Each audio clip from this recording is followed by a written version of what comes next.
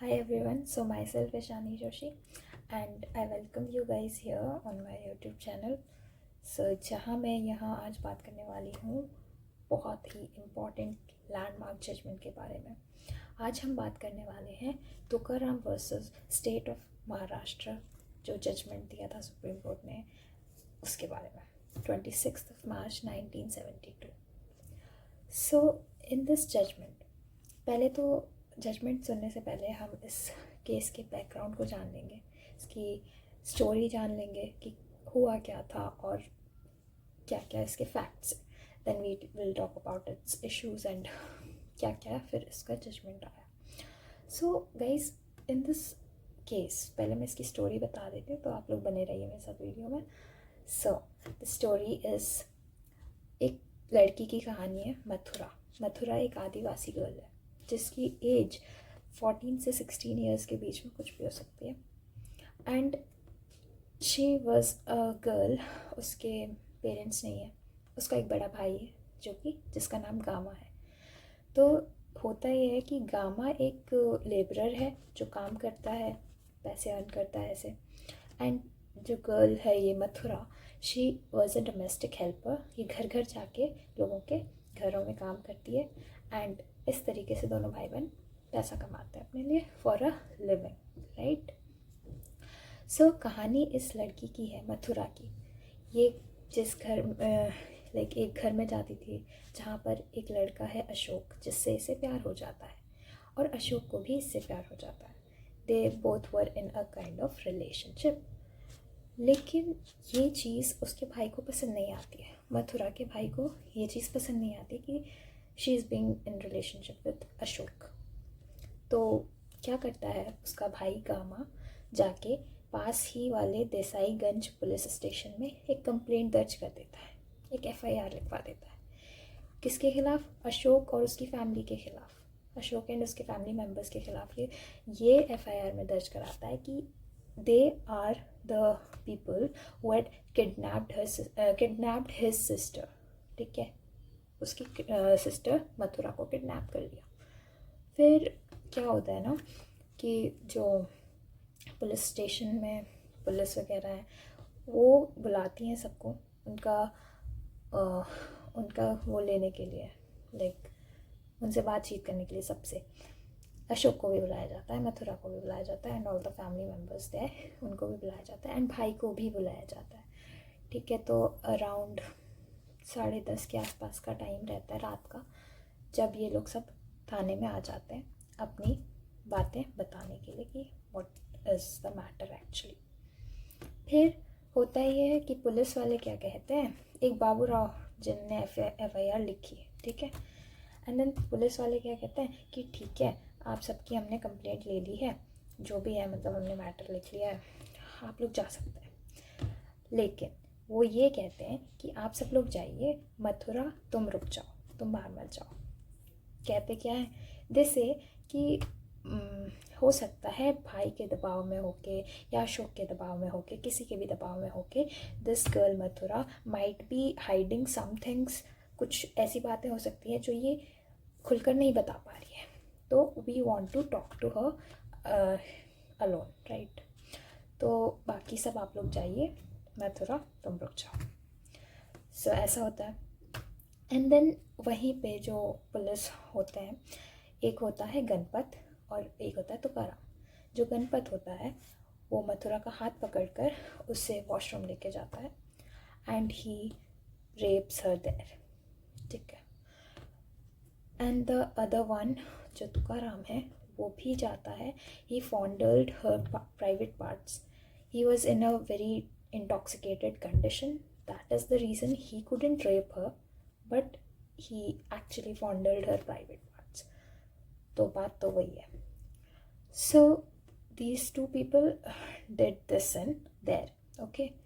In the custody of police, Mathura was raped. That's why the term Mathura custodial rape case, and first time this term came in the existence, क्योंकि police की custody में ये चीज़ हो गई। तो जब ऐसा हुआ, द फैमिली आउटसाइड जो मथुरा का वेट कर रही थी, वो सब सोच भी रहे थे, वो सब सस्पिशियस हो गए थे that there is something wrong, why are the lights of the police station is off, why they have close the door, there is something wrong. So the crowd was there, ठीक है, बहुत सारे लोग भी आए, भीड़ हुई, एंड फिर बाहर आए वो गणपत एंड तुकाराम बाहर आए, and they said that Mathura had gone, Mathura तो चली गई घर।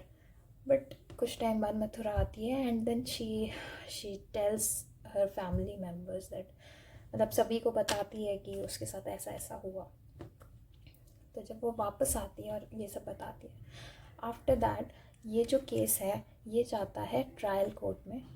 एंड ट्रायल कोर्ट की अगर मैं बात करूँ तो वहाँ पर जो गणपत और तुकाराम है ये लोग एक्विटेड कर दिए जाते हैं ट्रायल कोर्ट के द्वारा, मतलब ये गुनहगार नहीं साबित हुए ट्रायल कोर्ट में, ठीक है। उन्होंने ये बात साबित कर दी थी that we didn't force Mathura और we didn't raped her, it was just a sexual intercourse and it was with her consent, उनका ये कहना होता है। तो जब वो ऐसा कह देते हैं और वो ये भी साबित कर देते हैं कोर्ट में that this girl Mathura was habituated to sexual intercourse. She didn't shouted. She didn't have any marks on her body, which shows that she might have resisted, right? So all this they prove there in the court, and court उन्हें acquitted मान लेती है, उन्हें दोषी नहीं मानती। Then this the family members of Mathura they goes to the Bombay High Court, वहाँ वो चैलेंज कर देते हैं इस केस को दोबारा, and then the Bombay High Court in accused को कन्विक्टेड मान लेती है, क्योंकि according to Bombay High Court this was the case of passive submission. It was not that कि लड़की चिल्लाई नहीं, लड़की के बॉडी पर मार्क्स नहीं थे तो उसकी कंसेंट थी। इट वॉज नॉट दैट कि उसने वॉलंटियरली अपना रेप होने दिया, करने दिया। According to Bombay High Court they said that it was the case of passive submission, जहाँ पर कोई भी इंसान एक अपने से बड़ी अथॉरिटी को देखकर एक फियर में भी वो काम होने देता है जो वो नहीं चाहता। इट वॉज दैट कि इसका मतलब ये नहीं है कि उसकी कंसेंट थी। तो दैट वॉज द थिंग। उन्होंने 5 साल की सज़ा गणपत को सुनाई, 1 साल की सज़ा किसको सुनाई, दैट तुकाराम को। तो दिस वॉज द केस जो बॉम्बे हाई कोर्ट ने इसका ये जजमेंट दिया। फिर जो एक्यूज्ड थे वो लोग गए टू द सुप्रीम कोर्ट, और सुप्रीम कोर्ट जहाँ पर हम सोचते हैं कि हम सबको न्याय मिलेगा क्योंकि वो एक वही सबसे बड़ी कोर्ट है, that's the apex court, right. Unfortunately this judgment was reversed by Supreme Court. उन्होंने बॉम्बे हाई कोर्ट का जजमेंट रिवर्स करके ट्रायल कोर्ट वाला जजमेंट ही सही माना। उन्होंने भी ये कहा that the girl was used to sex and she did not raise any alarms. She does not have any visible marks on her body which will show her resistance, that she might have resisted. And these cops were drunk on duty. She might have incited them to do sexual intercourse with her. So this was the thing जो supreme court ने कही। उन्होंने police को acquitted मान दिया, accused को acquitted मान दिया, मतलब उनको दोषी गवाह नहीं माना, मतलब दोषी नहीं गवाह किया। हाँ, so this judgement of the Supreme Court was unbelievable and was so shocking. सबने प्रोटेस्ट भी किया एंड बहुत सारे जो law professors from good universities like Delhi University, Pune, professor Upendra Baxi, Raghunath Kelkar, Lotika Sarkar from Delhi University and Vasudha Dhagamwar of Pune, they wrote an open letter to the Supreme Court protesting the concept of consent in rape. ठीक है. And this led to the wide spread of the protest against the judgment. सब लोग इसके खिलाफ हो गए कि ये सुप्रीम कोर्ट ने कैसा जजमेंट दे दिया भाई. This was not expected from the court, right. फिर इस लैंडमार्क जजमेंट के बाद काफ़ी सारे रिफॉर्म्स हुए, काफ़ी सारे लीगल सिस्टम में, हमारी न्याय व्यवस्था में काफ़ी सारे बदलाव लाए गए. 376 को इंट्रोड्यूस किया गया, 376(2) और 376(a) से D तक की, लाइक किसी बड़ी अथॉरिटी के द्वारा अगर रेप हो रहा है उस चीज़ के बारे में मेंशन है 376(a) से D तक के उसमें, ठीक है. एंड आर्टिकल 114A में भी दिस प्रिजम्पशन ऑफ गिल्ट को बताया गया.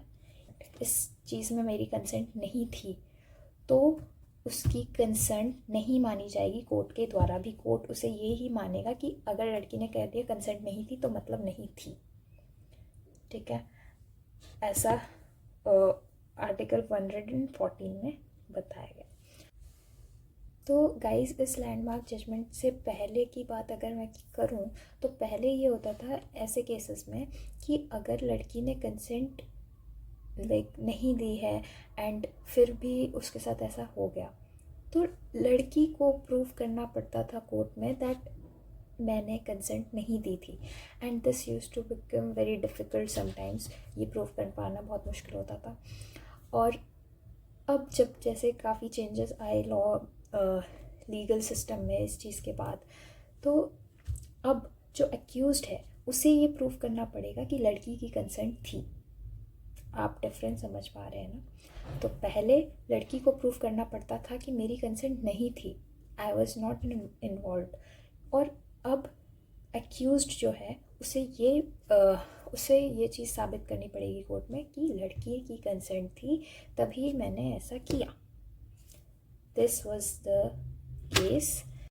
So thank you so much guys for watching this video till and. And बस यही कहूँगी कि आप लोग भी पढ़ते रहिए और कुछ जो भी नया सीखने को मिलता है प्लीज़ मुझे कमेंट्स में शेयर करिए.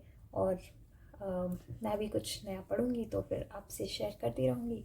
एंड गाइस, मिलते हैं नेक्स्ट वीडियो में. तब तक के लिए ओके बाय.